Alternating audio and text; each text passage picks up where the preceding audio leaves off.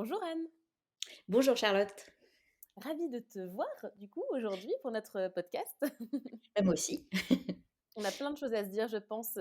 Je suis contente qu'on puisse faire cet épisode ensemble parce que, comme je te disais, moi je t'ai rencontrée, enfin je t'ai découverte à l'événement de Live Mentor et je sais plus si c'est 2018, 2019, peut-être fin Alors moi les 2018. dates, je vais pas t'aider parce que les dates, je suis tout à fait très, très nulle donc je ne sais c'était Et il y ben a au moins 3 ans je pense, ouais, c'est ça. voilà, Ça doit ça être c'est sûr, 2018, ouais. ça fait un Mmh. bon petit moment et c'était une conférence sur une journée dans un théâtre et tu étais Ouais. intervenue. Et je sais que du coup, j'avais découvert le nom des éditions, j'avais découvert un petit peu ton parcours, mais ça fait quand même un moment.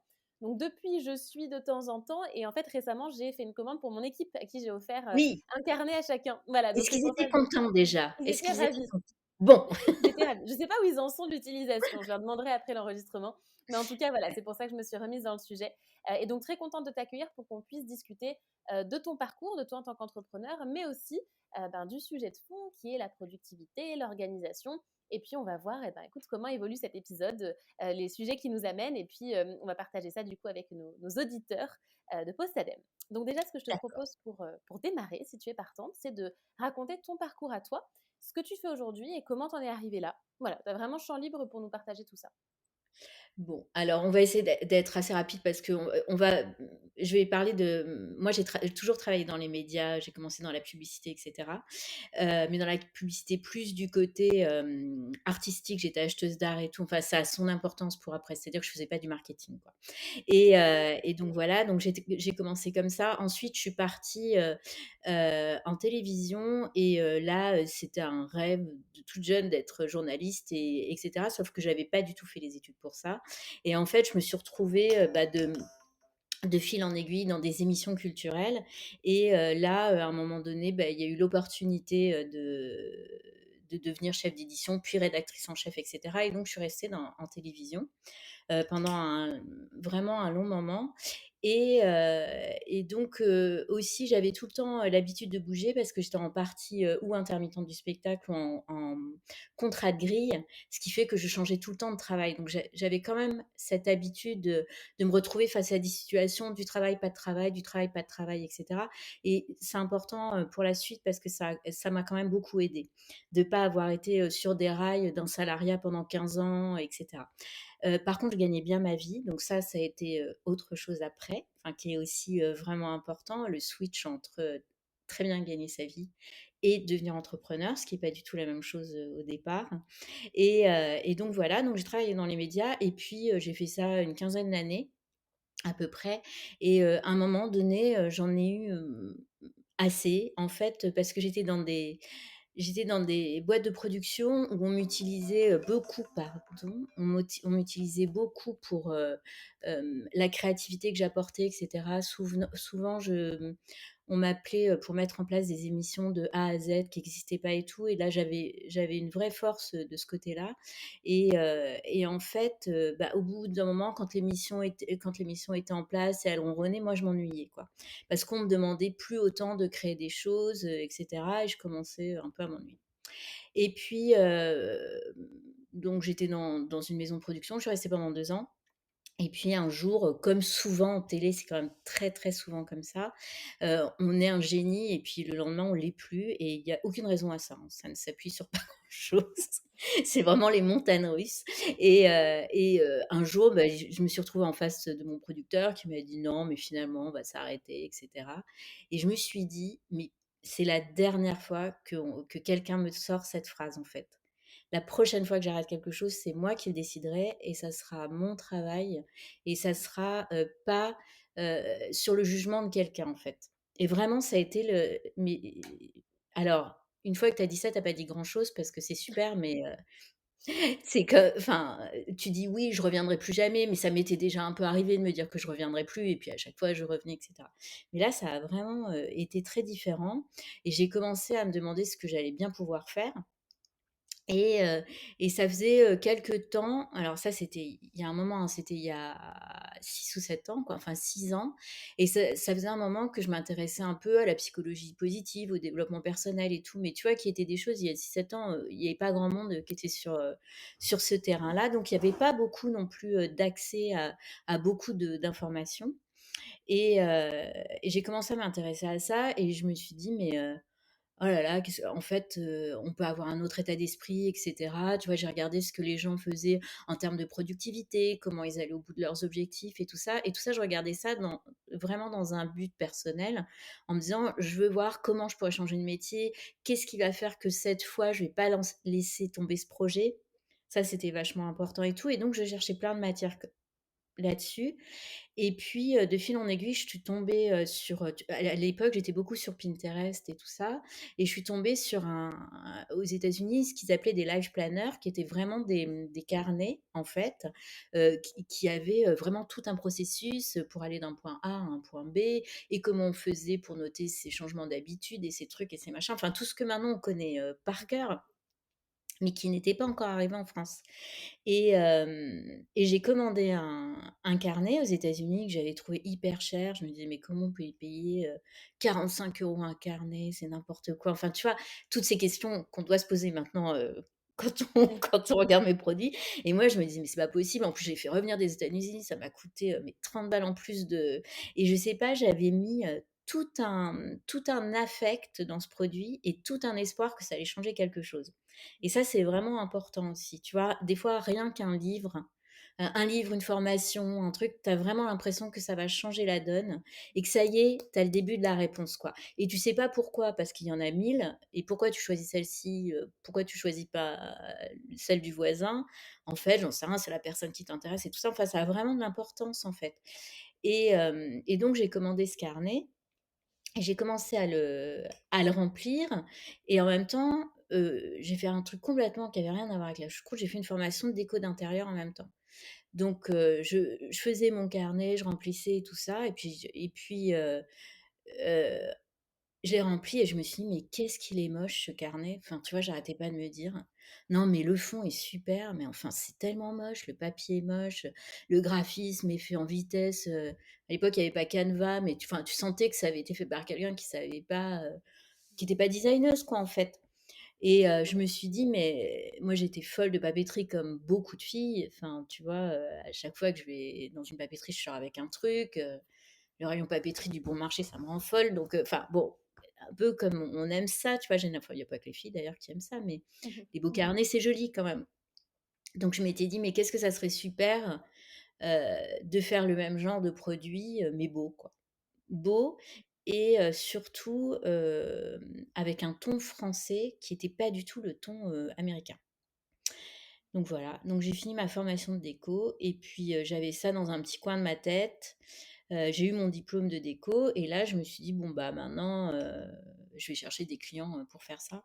Et en fait, j'avais toujours en tête cette histoire de carnet, quoi. Je me disais: «Mais si je réfléchis vraiment à ce que je veux faire, c'est ça». Mais sauf que je partais alors là vraiment d'une page très, très, très, très blanche, quoi. Mmh. Et c'est ça que j'ai choisi. OK. J'ai jamais fait un chantier, en fait, Oui, j'allais dire, au final, tu en de as fait de déco. la déco ou pas? Non, j'ai fait ma maison, mais c'est tout. Ouais, c'est déjà pas mal du coup. Ça m'a servi pour ma maison, quoi. C'est tout. C'était il y a combien de temps alors que tu as fait ça, la Alors formation ça, de c'était, déco? bah, en fait, tu vois, donc comme j'ai pas de notion des dates, je me rends jamais compte des trucs, mais c'était, tu sais, j'ai Google qui me rappelle que c'est l'anniversaire de ma boîte, quoi. Et en l'occurrence, bah, là, en ce moment, ça fait 5 ans pile, tu vois? Ça fait 5 ans que je l'ai monté. Mais au moment où enfin, je l'ai monté, où j'ai eu mon premier statut d'auto-entrepreneur avant d'avoir, mon statut de boîte, c'était vraiment il y a 5 ans, et où j'ai lancé les premières préventes du premier carnet, quoi. D'accord, C'était il y a 5 ans. OK. Bah, du coup, alors raconte-nous, donc tu fais pas la décoration, tu te Donc dis: les «Bon, j'ai décorations, cette je idée vais en tête, je continue, je fais ça». Voilà. Et alors surtout, je m'étais rendu compte qu'avec ce carnet, complètement magique là, j'avais noté, toutes les envies que j'avais et tout, et que tu avais des trucs qui se cochaient, quoi. Parce qu'en fait, j'écrivais tout le temps dedans, tu vois? Enfin, j'avais vraiment, je m'étais dit: «Non, mais je vais vraiment le compléter et tout».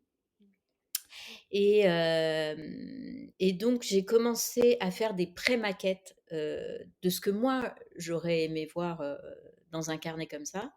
Donc j'ai commencé à faire des petites maquettes et tout ça, et puis, un un dimanche matin, je m'en rappellerai toujours, je me suis mis sur ma table de la cuisine, là, j'ai pris un grand rouleau, et j'ai mis ça sur la table, et j'ai commencé à dessiner ce que je voulais que soit ma boîte, quoi. Et là, d'un carnet, il y en avait un, 2, 3, 4, 5, 6, 7. Et je voyais la collection et je me dis: «Mais en fait, mais ça peut être pour tous les domaines, en fait. On peut avoir besoin de méthodes pour tout, l'argent, l'écriture, la gestion du temps et cetera». Et j'ai vu qu'il y avait vraiment une collection qui est en train et qui sortait vraiment de ma tête. Et tu vois, je l'ai toujours ce papier et quand je vois les mots-clés que j'ai mis il y a 5 ans, il y en a pas un qui a bougé, quoi. Et tu vois, je l'ai près de mon bureau et je le regarde et je me dis: «Mais ouais, en fait, j'avais» tu sais, ce qu'on appelle vraiment avoir la vision des choses, de ce que je voulais que soit ma marque, en fait, et ben, ça m'a pris, vraiment un quart d'heure. C'est pas du tout, pour, dire, c'était exceptionnel ou pas du tout, mais Ouais, en OK. fait, ça a été très vite, tu vois? Parce que je pense qu'aussi les choses avaient eu le temps, tu vois, en toile de fond, de faire leur petit travail sans que je m'en rende compte. Mmh. Et d'ailleurs, le nom, tu vois, de 23h59, je l'ai trouvé tout de suite aussi, ce même jour, quoi.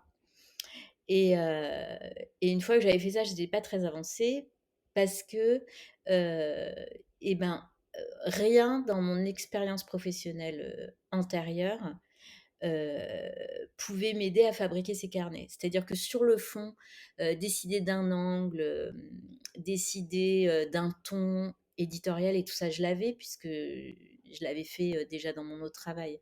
Donc tu vois, il y avait quand même un transfert, ce qui est important après quand je trouve quand tu entreprends, c'est quand même un peu ton transfert de compétences, quoi. Il faut quand même qu'il y ait un peu des choses que tu saches faire. Si tu sais rien faire du tout avant de monter ta boîte en rapport avec ta boîte, moi, je trouve ça, enfin, avec le recul, je me dis déjà là, je trouve ça compliqué. Donc, qu'est-ce que ça doit être quand vraiment tu fais un saut entre deux mondes auxquels tu ne comprends rien, quoi. Enfin, je pense que. Donc, moi, sur le fond, j'avais. Mais sur l'idée de la direction artistique, je l'avais aussi parce que j'aimais un certain style de design minimaliste et tout ça. Donc, ça, je l'avais. Mais par contre, je savais pas comment fabriquer, des carnets. Un imprimeur, je savais ce que c'était, mais j'y étais jamais allée. Je me rendais pas compte du tout de combien ça allait me coûter. Je suis pas graphiste, donc il fallait que je trouve un graphiste et cetera. Donc tout ça, après, ça a été très, très long, quoi. En fait, c'est ça qui a bloqué très vite, c'est, le manque de compétences et le manque de réseau, par exemple, typiquement avec les imprimeurs, quoi. Mmh. OK, OK, OK. Tu as dit à un moment que le nom était venu en même temps, à peu près quand tu avais la Ouais, vision. Est-ce que tu peux ouais. juste nous dire comment tu as eu l'idée du nom? À quoi ça fait référence? Et ben, en fait, donc, je voulais, dès le début, il y avait vraiment une idée de planning. Je voulais que tous les carnets soient faits vraiment comme des feuilles de route et cetera. Ça, j'avais cette idée et je me disais donc il faudrait quelque chose qui donne un peu, l'idée de début, fin, date et cetera. Et puis, tout à coup, je me suis dit: «Ah, il y a un truc», en fait, j'aimais bien l'idée aussi, il y avait, tu avais ce carnet, tu étais chez toi le soir et entre la veille et le lendemain, les choses pouvaient, basculer rien qu'en le prenant, Mmh, dans les mains, quoi. Et je me suis dit: «Bah, l'heure qui représente ça, c'est vraiment 23h59, quoi». Parce que c'est c'est vrai. pile, 1 minute avant le lendemain, en fait. Et donc c'est venu comme ça et ensuite, ça me faisait marrer parce que alors déjà, j'ai mis tout de suite édition derrière alors que j'avais finalement, aucune idée que ça allait, créer une maison d'édition. J'aurais pu dire 23h59 et ça aurait pu s'arrêter là, en fait. Et tu vois, j'ai tout de suite mis édition derrière et ensuite, bah, voilà, c'est tout. Enfin, ah oui, et ça me fait le truc aussi, c'est quand j'ai vu, je me suis dit: «Ça m'a fait marrer» parce que ça me faisait penser aux éditions de Minuit et je trouvais ça hyper prétentieux, en fait, comme une super belle maison d'édition. Donc et ça me faisait rigoler, le clin d'œil me faisait marrer. OK, hyper intéressant. Et donc là, tu as cette vision-là des besoins qu'il peut y avoir finalement, pour un carnet où ça peut être utilisé de plein de manières différentes. Cette vision, dans quelle mesure elle est accomplie aujourd'hui, donc à peu près 5 ans plus tard de ce que tu me dis? Est-ce que tu as coché plein de cases justement de ta vision? Est-ce que la vision, elle s'est encore, agrandie, élargie? Enfin, où est-ce que tu en es? Alors, j'en suis, j'ai vraiment, suivi ce que je voulais faire sans écouter, beaucoup de gens, mais ça, c'est aussi, je pense qu'il faut faire. C'est-à-dire que, tu vois, au départ, dans l'ordre des carnets, le premier c'était le carnet de projet, donc tu vois, pour les projets professionnels et personnels, tu vois, sur 6 mois, comment tu fais dans ta vie quand tu as envie de bouger des choses, autant dans ton boulot et cetera. Donc ce premier carnet, on va dire que c'est un peu la base et c'était un peu du développement personnel. Après, j'avais travaillé avec une personne sur le côté, marketing, positionnement de marque, qui m'avait un peu aidée parce qu'à un moment donné, je savais plus trop vers où aller et après je suis allée la revoir, donc elle s'appelle Clotilde Provost et je suis allée la revoir et je lui ai dit: «Mais, moi en fait, ce qui m'a manqué, pendant que je montais ma boîte, c'était un carnet, comme le carnet de projet, mais pour entreprendre». Hop, on a fait carnet pour entreprendre. Après, j'ai rencontré Alexandre Dana, on a discuté ensemble et tout ça, il m'avait un peu accompagnée aussi et je lui ai dit: «Bah, moi, je trouve que en fait, ce qui est tuant, c'est de manquer de temps». Bon, OK, on va faire un carnet sur la gestion du temps et donc jusque-là, bah, tout était à peu près dans le même genre de milieu, quoi. On peut dire que j'allais chercher une cible de gens qui étaient, entrepreneurs ou qui voulaient, changer de vie ou qui avaient des projets pro et perso et cetera, donc ça restait un peu dans la même gamme. Et ensuite, j'ai été contactée par, un éditeur, donc qui s'appelle toujours, Nevis et qui m'a dit: «Voilà, nous, on vient de sortir un livre qui s'appelle, Le grand roman de l'écriture. On m'a parlé de tes carnets. Je suis sûre qu'on pourrait faire un carnet ensemble». Et là, j'ai trouvé l'idée absolument géniale parce que c'est ce que je voulais, c'était sortir, d justement de ce contexte de productivité, gestion de projet. Je voulais pas du tout m'enfermer là-dedans, quoi. Moi, mon idée, c'était vraiment de montrer qu'on pouvait faire dans tous les domaines, sur l'éducation, en fait, des carnets de méthode qui te guident, qui donnent en tout cas, qui t'inspirent pour, te dire: «Ah bah oui, c'est vrai, je pourrais faire comme ça plutôt comme ça et tout». Ça marche partout, ça peut marcher en faisant une recette de cuisine, enfin, tu vois? Donc j'étais vraiment contente de sortir assez vite, heu du côté, vraiment, soit trop développement personnel, soit trop productivité et cetera. Ça, D'accord. je trouvais ça vraiment chouette et les projets, et finalement, au départ, on m'a dit: «Mais quelle idée!» Et en fait, ça fait un carton de dingue le carnet point roman, c'est celui qui marche le mieux actuellement. D'accord. Et en fait, tu vois, et c'était donc ça veut dire que j'ai réussi à aller chercher une autre, cible finalement. Ouais, c'est ça et c'est intéressant parce que tu vois, moi, quand j'ai réfléchi à cet épisode ensemble, je suis vraiment partie sur le côté organisation, productivité parce que c'est le milieu dans lequel je gravite. Alors que toi, tu cherches aussi à sortir de ça. Pas de pas l'avoir, mais en tout cas d'avoir une Ah non, non, multiplicité non, aussi ça me d'approches, voilà. passionne en plus, C'est voilà. ça. Ouais, ouais. Donc c'est hyper intéressant de voir ça et en fait, ton rôle à toi, c'est finalement de proposer une méthode, une structure, plus comme on disait avant l'enregistrement, pas Ouais, d'être coach ou de donner des conseils, voilà, mais non. dans quelle posture tu te places et comment tu crées cette méthode finalement un peu, j'ai l'impression que c'est un peu une méthode à trous que la personne va remplir. Comment tu fais Oui, ça? exactement. Bah, en fait, tu vois, dès le début, quand j'ai fait le carnet de projet, on m'a dit: «Mais oh là là, mais un carnet tout seul, ça marchera pas. Pourquoi tu fais pas du coaching? Pourquoi?» tout ça. Et en fait, moi, j'ai toujours, vraiment du respect pour les métiers des gens, quoi. Tu vois? Je ne m'invente pas coach si je le suis pas, je ne m'invente pas dermatologue, enfin bon, bref. Donc, je non, non, mais en fait, ce que je veux dire par là, c'est que, tu vois, je travaille beaucoup, en fait, pour sortir, des méthodes, des carnets, ça me prend beaucoup de temps et tout.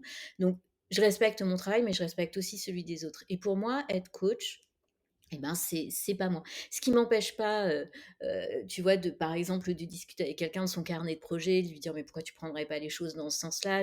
J'ai quand même toujours bien aimé donner des conseils, sinon je et donner des espèces de méthodes, sinon je serais pas partie sur ce terrain-là, mais pas, de transformer mes carnets en formation en ligne et puis en coaching et puis ce qui aurait pu vraiment être un axe de développement, mais que moi j'ai pas voulu suivre.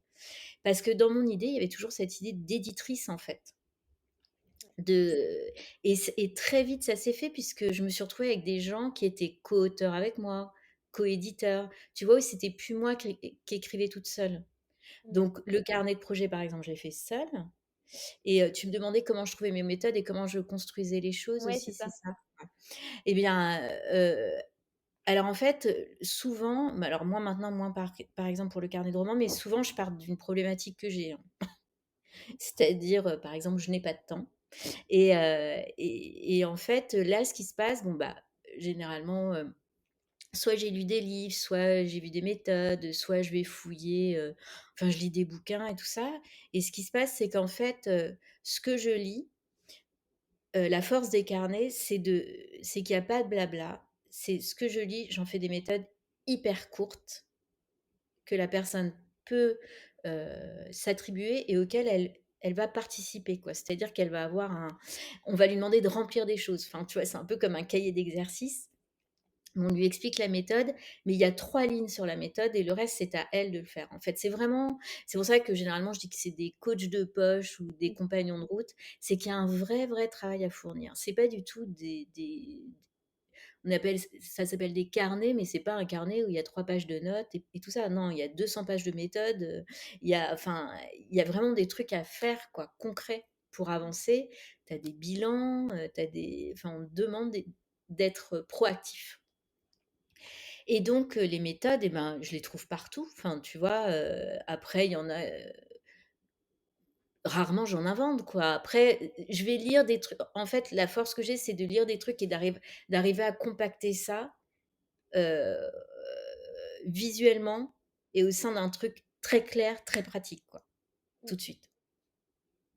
OK. Ça, c'est le voilà, après, je suis pas spécialiste en, je sais pas quoi, en gestion du temps ou un truc comme ça. Mais après, oui, je me suis tapé 9 mois de recherche sur la gestion du temps, donc j'ai l'impression que j'ai lu un peu des trucs, quoi. Mais voilà, quoi, tu vois? Mais je vais fouiller partout, franchement, par exemple, sur la gestion du temps, je sais pas, je me suis dit: «Tiens, la méthode de Descartes, mais ça doit être super intéressant ça, pourquoi?» et tout ça, donc tu vois, j'ai cherché des trucs partout. Je regarde, je sais pas, par exemple, le carnet pour un roman, il y a des trucs sur Picasso. Enfin, tu vois, je pense que tout ce que tu lis, quelque part, ça peut être transformé en modèle, en fait. OK, hyper Donc c'est pour intéressant. ça que c'est des méthodes, bon, il y a des méthodes éprouvées, tu vois, voilà, mais il y a aussi des choses très inspirantes, en fait, qui sont, bah oui, c'est vrai, je pourrais peut-être regarder les choses comme ça. OK. Ça me parle tout à fait et en tout cas, ça a l'air de te plaire cette partie-là. Donc, ce qui peut être intéressant, c'est que tu nous expliques le process de création d'un carnet, parce que finalement, un carnet, c'est un projet à part entière, enfin, c'est un produit, donc Mmh c'est un mh. projet. Que ce soit Exactement. d'ailleurs sur la partie, on a parlé de la partie méthode, mais il y a aussi la partie logistique, production, Ouais. commercialisation. Mais peut-être que tu nous fasses le process un peu en entier. Et ce qui peut être intéressant, c'est que tu nous dises un peu ta partie préférée dans tout ça. Alors, oui, bah, je suis en plein dedans parce que comme je veux déléguer plein de choses, je vois bien où est ma partie préférée, quoi. Donc en fait, je vais te prendre l'exemple du carnet pour un roman, par exemple. Allez. Le carnet pour un roman, en fait, à la base, c'est un livre qui fait 300 pages. Très, très écrit. Enfin, il y a pas plus écrit que ce livre, quoi. Enfin, tu vois, avec des jolies phrases bien tournées et tout.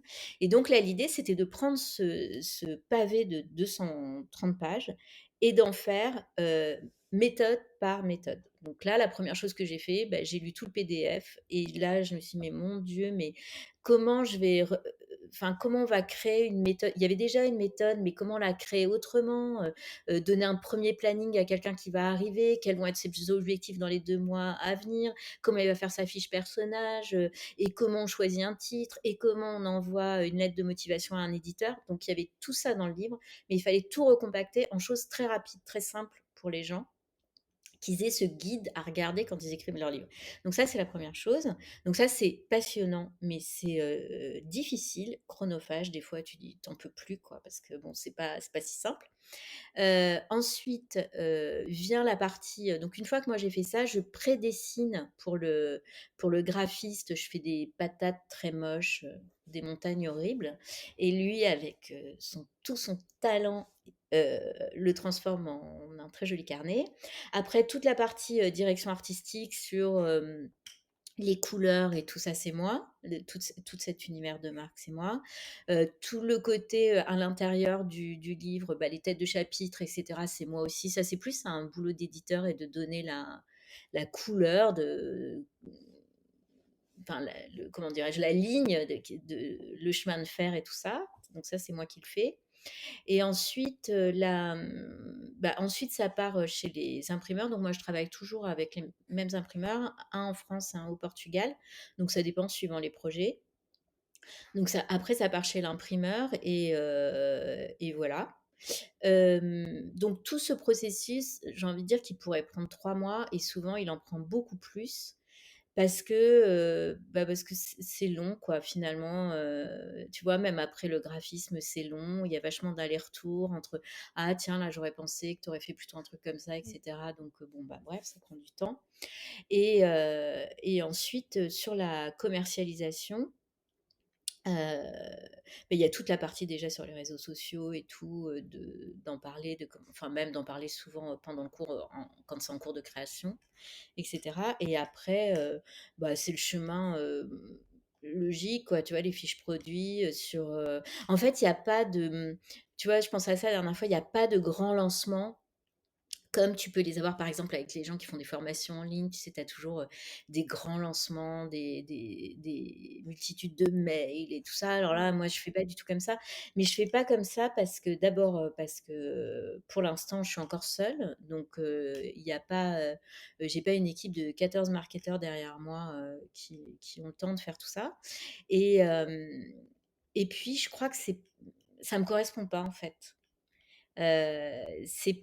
C'est pas ma façon de faire, tu vois? Je fais un peu les trucs, à l'instinct. Je me dis: «Oh bah voilà, là je vais faire un post, là je vais faire un truc» et je pense que vraiment, en fait, ça marche grâce aux produits, quoi.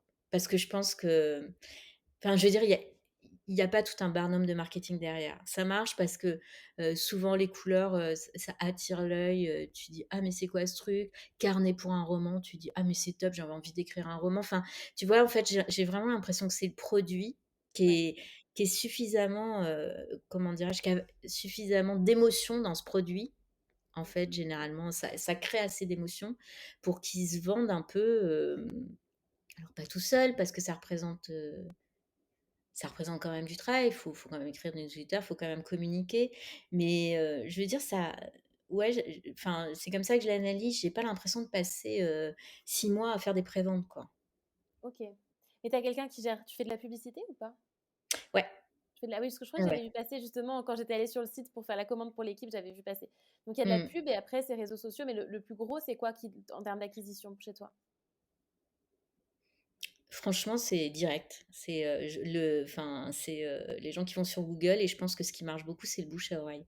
Je crois qu'il y a vraiment un gros bouche à oreille et c'est sûr parce que même quand je faisais pas de pub, c'était quand même ça le et tu vois, c'est pas parce que j'ai fait 2000 articles de blog en SEO, c'est pas vrai, il y en a pas. Je pense que c'est juste, alors attends, il y a aussi d'autres choses. Il y a par exemple, ça a été, comment dirais-je? Repris, tu vois, par exemple, c'est au printemps chez les raffineurs et cetera. Donc ça aussi, ça crée quand même de la visibilité.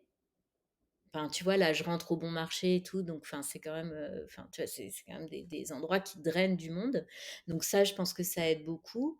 Il y a eu, au début, j'ai quand même bénéficié de vraiment, d'aide d'influenceurs, assez costauds. Quand j'ai travaillé avec, Live Mentor et Alexandre Dana sur le crowdfunding, on peut pas dire que ça m'ait retiré de la visibilité. Donc, tu Mmh. vois, il y a aussi quand même tous ces gros, gros coups de pouce, en fait. D'accord.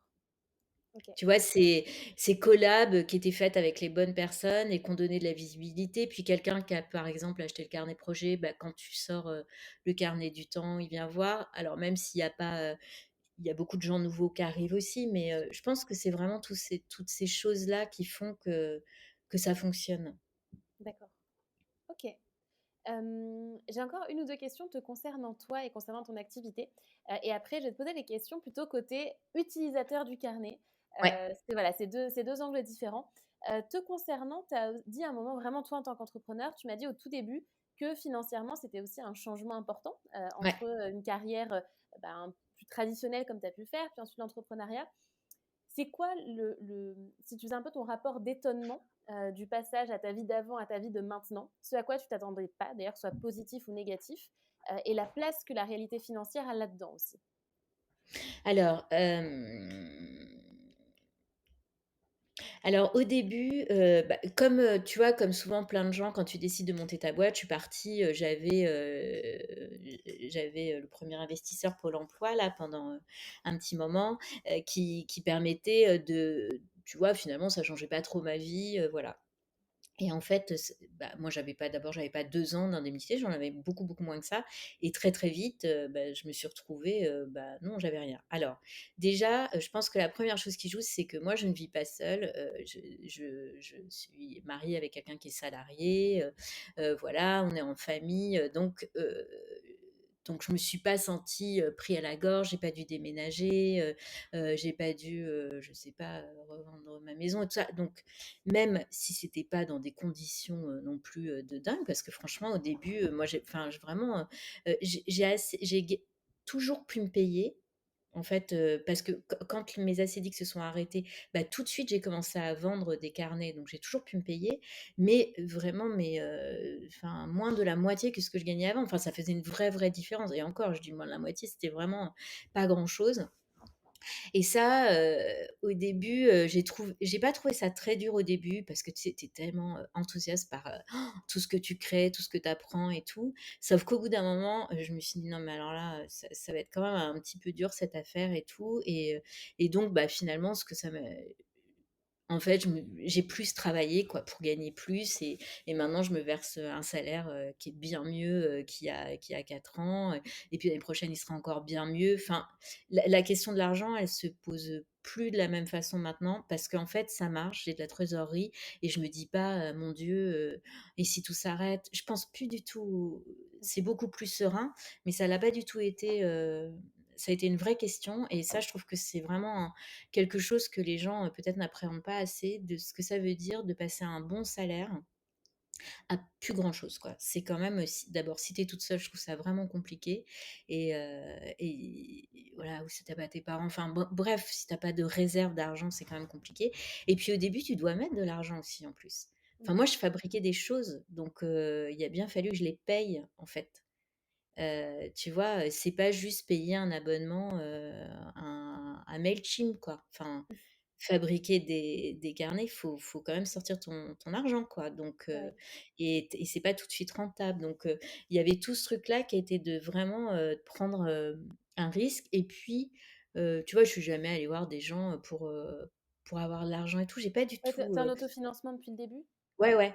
OK. Et j'ai pas du tout tu vois, j'ai pas du tout eu envie, en fait. Enfin, je sais pas et j'ai toujours pas envie. Mmh. Tu vois, j'ai envie de garder ma boîte, de faire ce que je veux, parce que je pense que tous les gens avec qui j'ai un peu discuté de mon projet, quand j'ai vu vers quoi ils m'emmenaient, de toute façon, je me suis dit que c'était pas ce que je voulais, enfin, c'était pas la vision toujours que j'avais du départ, quoi. D'accord.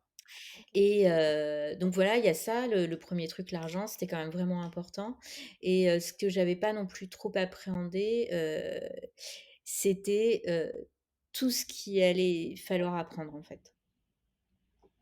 Et ça, je trouve que pareil, je pense que tu en as vraiment aucune notion, quand tu commences quoi, de devoir, bah, tu connais rien en marketing, c'est pas grave, tu vas passer, tes samedis, tes dimanches, à lire des articles partout, regarder toutes les formations, tu vas, Instagram, tu connais rien, faut que tu redémarres tout du début, monter un site internet, non, tu l'as jamais fait donc moi j'ai tout fait toute seule. Au départ, j'ai pris un truc sur Squarespace, je l'ai fait toute seule. Enfin, tu vois, avant d'avoir des développeurs et tout, j'ai vraiment mis la main dans le cambouis sur tout, quoi. Donc ça, je trouve qu'on se rend pas trop compte, que finalement, ça va être sur le long terme très fatigant. Tu le Mmh. sens pas tout de suite, mais il y a un moment donné, c'est quand même, tu te dis, «Ouais, non, mais là, c'est bon, quoi». J'ai l'impression que j'ai beaucoup donné. Est-ce que pour Mais je autant tu pense que c'est pardon? vas-y, vas-y, vas-y, je te laisse Non, je continuer. pense que c'est aussi un choix c'est un choix aussi de, par exemple, d'avoir monté ce projet toute seule, de pas m'être associée, de pas avoir, tout de suite pris des gens pour m'aider. C'est vraiment, enfin, je crois que c'est une histoire de timing. Je crois que j'étais pas prête, entre guillemets, «à partager», quoi. Je crois qu'au fond, c'est ça, parce que je pense que tant que tu prends pas des gens et tout, c'est que tu as un peu envie que ta boîte, ça soit encore moi, moi, moi, avant d'être nous, quoi. Et qu'il faut un peu de temps pour que ça se transforme en nous et il y a un moment donné où ça devient, c'est même pas que enfin, tu sais bien que c'est ça, en fait, la solution. Enfin, tu arrives à un plafond et ce plafond, si tu veux le dépasser, bah, il de toute façon, c'est pas toute seule avec tes petits bras que tu vas le dépasser, quoi, donc Et là, tu sens que tu es arrivée à ce plafond-là puisque tu m'as dit oui, oui, que oui, tu ça commençais à fait un avoir des moment que je le sens, mais je m'étais enfin, ça fait un moment et puis il y a eu des tentatives, que ça soit, autrement. Après, c'est aussi, je pense que vraiment c'est une histoire de rencontre et puis de savoir vraiment, en fait, comment tu veux organiser ta boîte et tout ça, je trouve moi, j'ai vraiment la sensation que ça prend beaucoup, beaucoup de temps, qu'il faut, avoir des gens avec qui tu peux discuter, prendre du recul sur tout ça, savoir, est-ce qu'il faudrait mieux ce type de personne? Quelle est ta personnalité? Tout ça, même si tu le sais, je pense que tu as vraiment besoin, soit de te faire accompagner, soit de discuter avec, des gens, pour t'aider à choisir les bonnes personnes et j'ai l'impression que quand tu le fais un peu tout seul, tu veux aller vite. Mmh. En fait, tu veux aller vite à trouver la personne, vite à ce qu'elle soit supra efficace, vite à tout ceci et en fait, tu vas dans le mur, quoi. OK. Non, mais je vois dans quelle effectivement réflexion tu peux être aujourd'hui. Donc c'est intéressant de voir un peu ce que tu avais peut-être sous-estimé en termes de Ouais. compétences, d'entourage, et cetera. Et est-ce que à un moment, tu as regretté ta décision de t'être lancée dans cette Ah aventure? non, mais alors, jamais. Non, non, non, non, parce que d'abord, jamais parce que la liberté que j'ai, elle est évidemment immense. Alors, si tant est que c'est vraiment une liberté d'avoir ta boîte, tu es quand même un peu toujours enchaîné à ta boîte, mais c'est quand même une liberté énorme de création, de tout ça, de tout quand tout à l'heure tu me disais qu'est-ce qui m'anime quoi en fait, Mmh.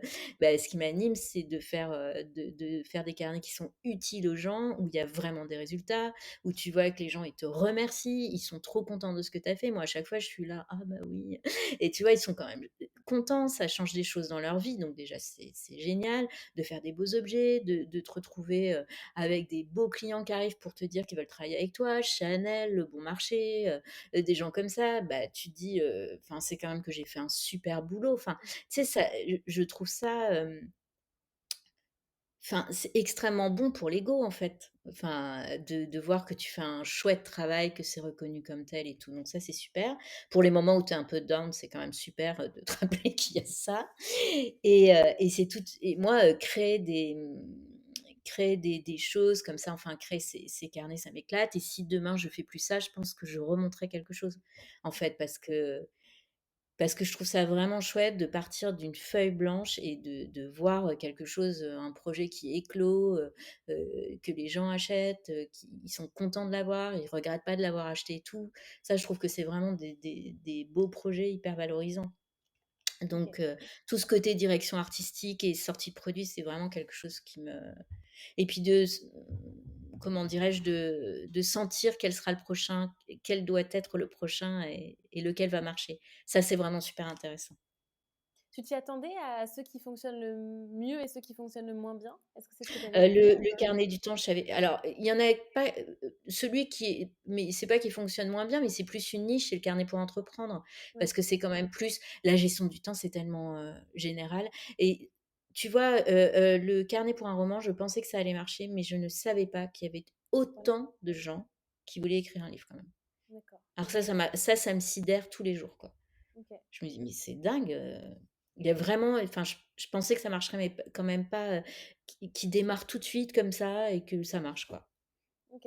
Effectivement, c'est étonnant, oui, c'est le volume qu'on peut difficilement, estimer à l'avance, quoi. Ouais. OK.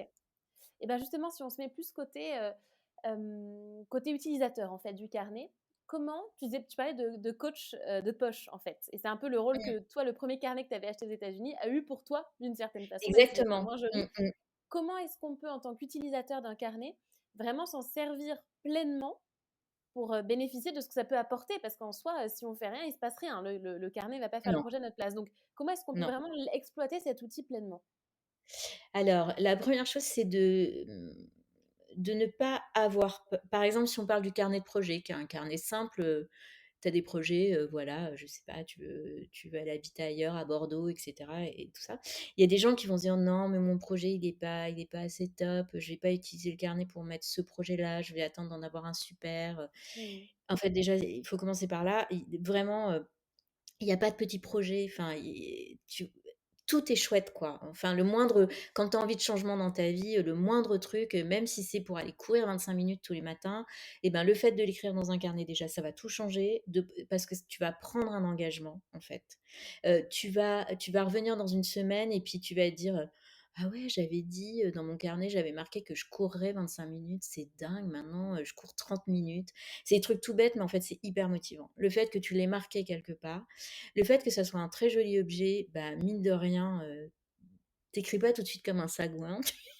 Tu tu te poses, tu te dis: «Alors, qu'est-ce que je vais mettre dedans?» Enfin, tu vois? Donc déjà, tu en fait, il y a déjà une réflexion qui se met Ouais.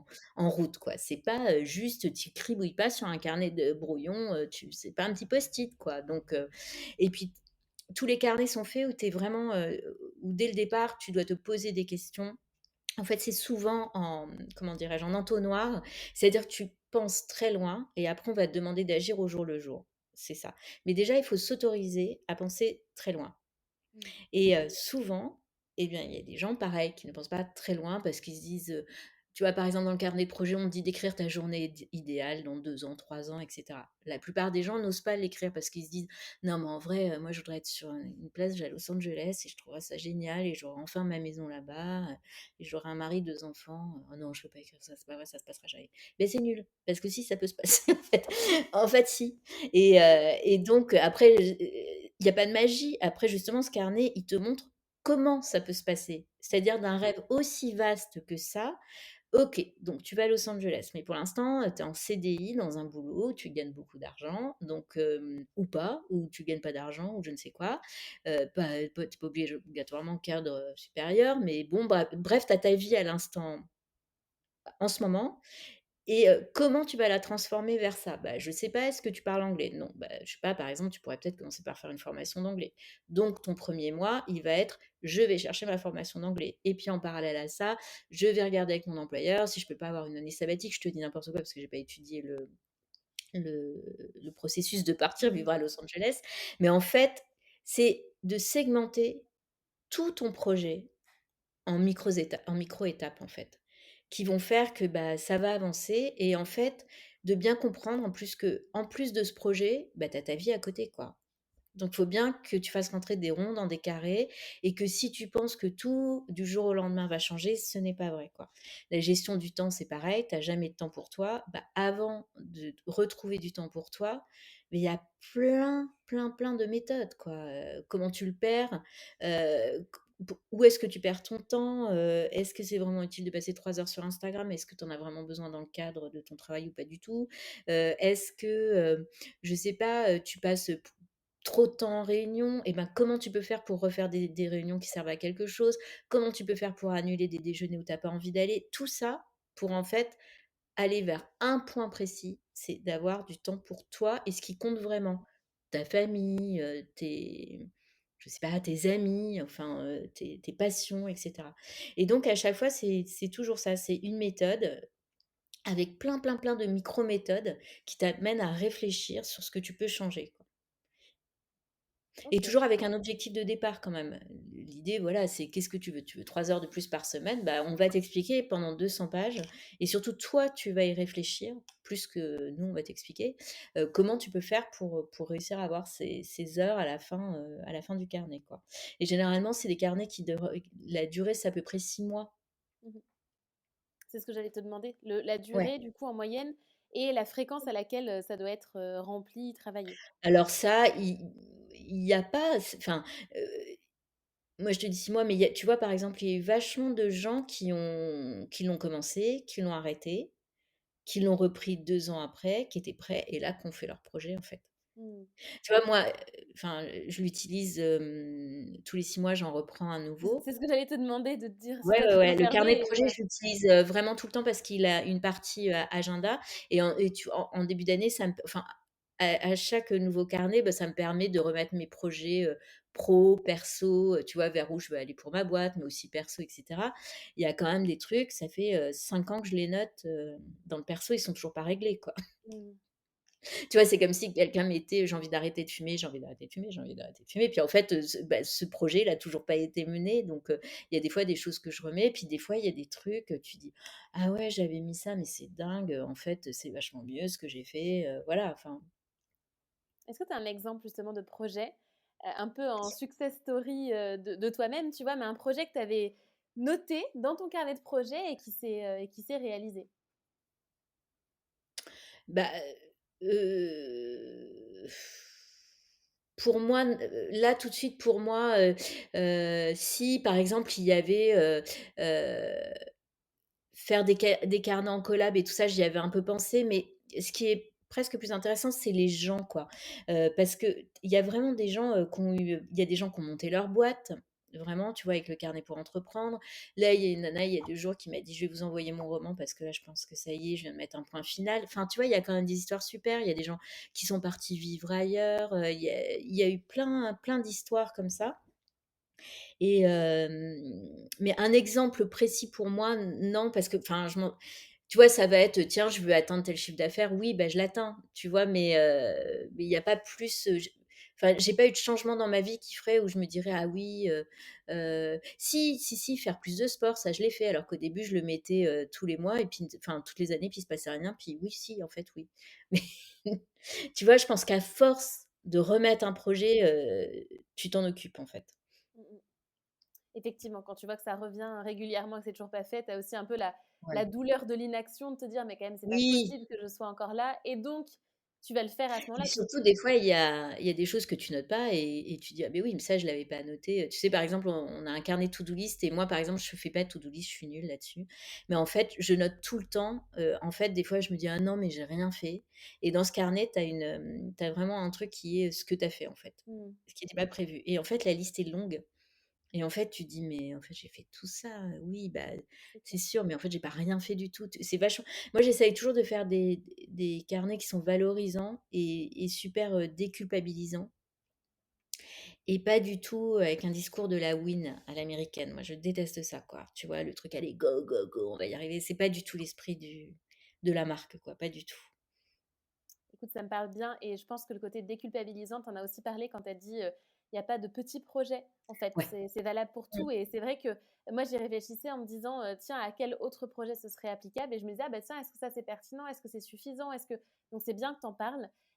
Et ce qui peut être intéressant un peu d'ailleurs en question de fin, c'est, pour quelqu'un, tu vois, dans l'audience post-ADEME qui a un projet de reconversion aujourd'hui, Mmh. que le projet soit vraiment au tout début, c'est-à-dire, se poser les bonnes questions, réfléchir à son projet professionnel, peu importe d'ailleurs que ce soit de la création d'entreprise ou un nouvel emploi, ou Mmh. que la personne soit un peu plus avancée sur le chemin, peu importe, mais qu'est-ce que, comment elle peut utiliser le carnet de projet pour sa reconversion?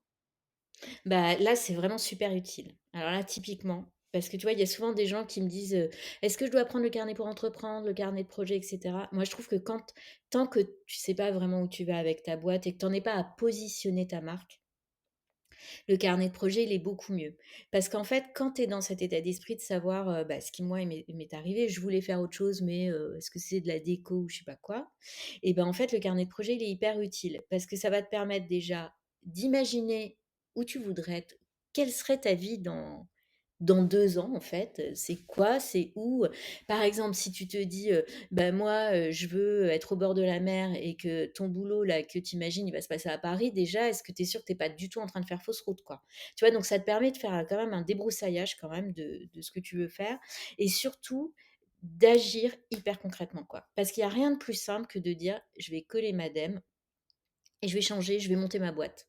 Non mais combien de gens par jour tu rencontres comme ça? Il y en a plein. Mais c'est pas concret ça, en fait, qu'est-ce que c ça veut dire que tu la poses quand ta dème? Tu la poses, au moment où tu avais prévu, bah, justement d'avoir une formation payée par ta boîte, très mauvaise idée. Est-ce que, tu vas la poser plus tard? Et le carnet de projet, il est fait comme si c'était en fait, un peu le business plan de ta propre vie, quoi. Tu as plein de tableaux où on te dit de tel mois à tel mois, tu vas faire ça. Tes objectifs, attention, tu dis que tu veux faire ça, mais comment tu te vois dans un mois, 2 mois, 3 mois? Tout est fait pour enfin, te laisser rêver, mais te ramener au très concret et c'est pour ça que ça s'appelle planifier ses rêves, en fait.